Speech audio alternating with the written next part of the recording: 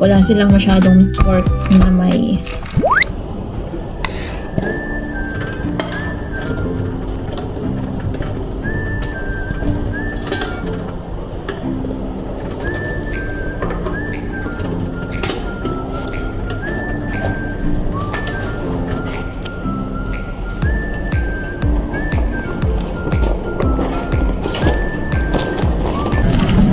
hirap mag-vlog.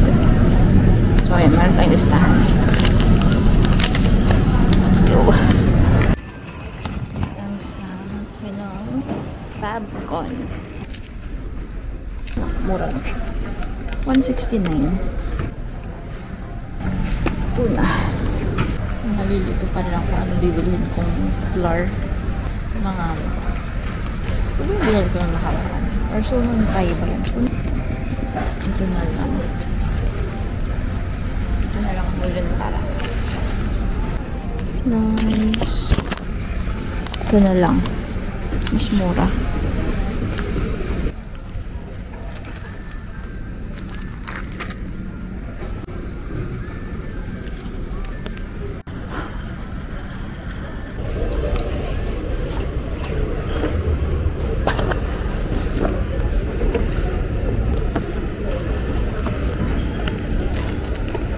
So, hindi na ako nag-vlog nung nag-grocery ako masyado kasi ang daming tao talaga pag ganitong oras.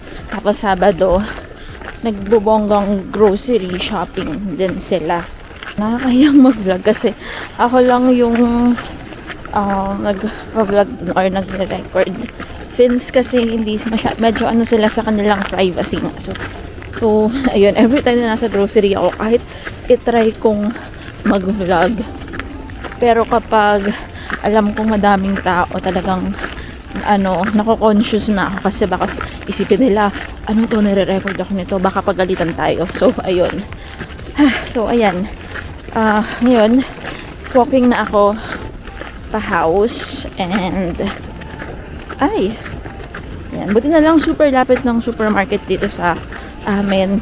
Ang slushy ng daan, pero hindi na masyado malamig today. Naka-winter jacket ako, but I'm only wearing t-shirt inside this jacket. So, the temperature is plus 3 degrees Celsius. So, it's not too cold, which is nice. Yung shoes ko is hindi na rin yung winter shoes ko. Ang suot ko is yung naka-sneakers lang ako. So, yun. Although, yeah, yung may slush, pero iniiwasan ko yung may slush. So, yep. Natutunaw na ang snow. Tayo ay magluluto.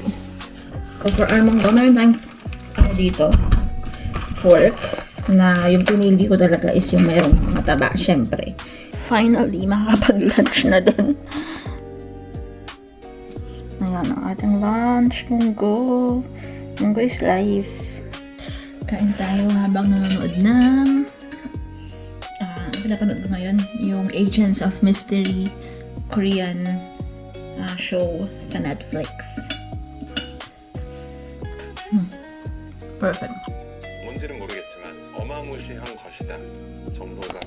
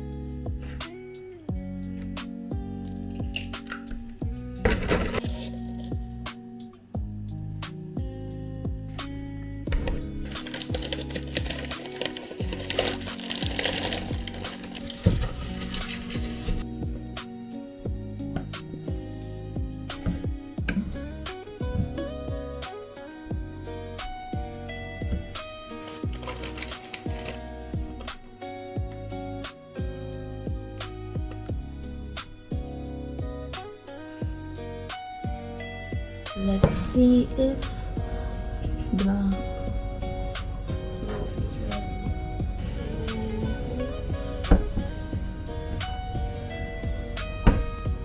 just cool it down for a few minutes, okay? Has cooled down. Let's check.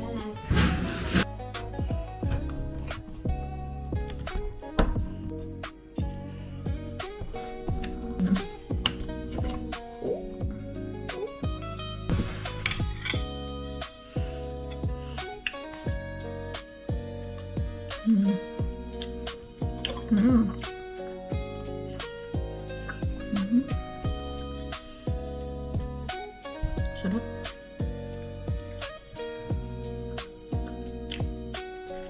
Hi, welcome to my kitchen. Naks, kitchen. Okay, so I guess I just want to make, rather than a sit down video, I'm making a standing video.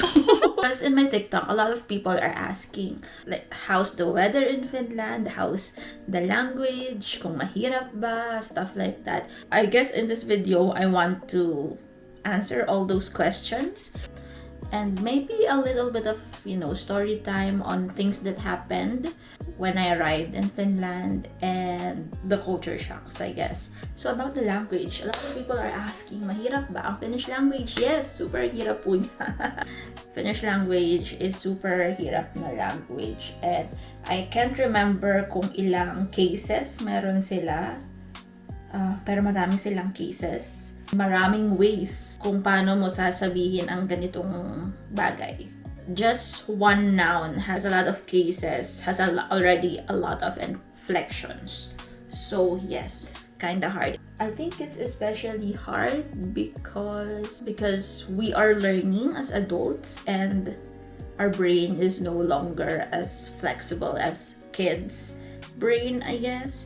But well, I think for me, even though it's hard, it's definitely doable. You just really need to be exposed to it more, practice it more. Anyway, next topic would be, I think, culture shock. So weather and everything else here in Finland. The weather is, I think I was fine with the weather. Although I do admit that on my second month here, because it was around November, I definitely don't like the November weather when it's transitioning from autumn to winter. It's really gloomy. It's really sad. So I would say I cried a lot during those times. But now, after almost 4 years of being here, so I guess I got used to the November weather, kinda. I just really have to do my stuff, do my hobbies. Also, Finns are not into small talks, and sometimes they can be really cold, especially if you're a stranger to them. The personality of Finns and of course Filipinos' personality are kind of different. So as a newbie here at that time, I was really confused on like someone's attitude, especially when I was already working. Although I've met a lot of my colleagues are actually really nice, but those ones that I don't really interact much with, especially when we are gathering in the pantry, sometimes they have this angry facial expression, and I don't know, and as a Filipino, I guess, who wants to figure out everything, sometimes I misinterpret a lot of things, but I realize now that it's not me. That's just how they are. Aside from the weather and the Finns' personality, I easily got used to it, I would say. But one big thing that has really shocked me culturally is that the food.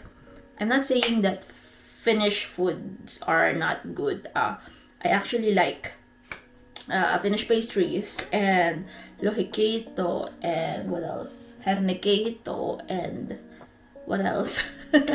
Yeah, I think their food is healthy and it's not really bad. But as a Filipina who loves Filipino food. I crave for Filipino food, obviously. When I remember after 2 weeks of being here, my husband, like, he brought me to some restaurants where I can eat Finnish foods. And yeah, it was good for me, because I know I'm experiencing new things. I'm excited about eating new food, stuff like that. But maybe after 2 weeks, I got like, I was like, I need rice, I need adobo, I need sinigang, pansit. Yeah, and it shocked me culturally, because obviously the food that I'm craving is not readily available here in the restaurants here. I just can't order it because there's no Filipino food in Turku. I was living in Turku, so I was like, okay, I need to do it myself. And if you know me, you would know that I'm not really a big fan of cooking. I do cook, but I'm just not a big fan of cooking. I love eating. I mean, I can cook, definitely. I learned how to cook more when I married my husband, but also the ingredients are still, it's not always readily available. So yes. But yes, nowadays I don't get annoyed anymore with that. I've managed to I guess fit in. I don't know. I've managed to satisfy my Filipino food cravings. So I guess that's it. That's all that I wanted to discuss in this clip. Yeah, so if you have maybe questions, you can always put a comment if you have questions about these topics that I discussed here today, and I'll be willing to answer them. Or there's no nothing I turn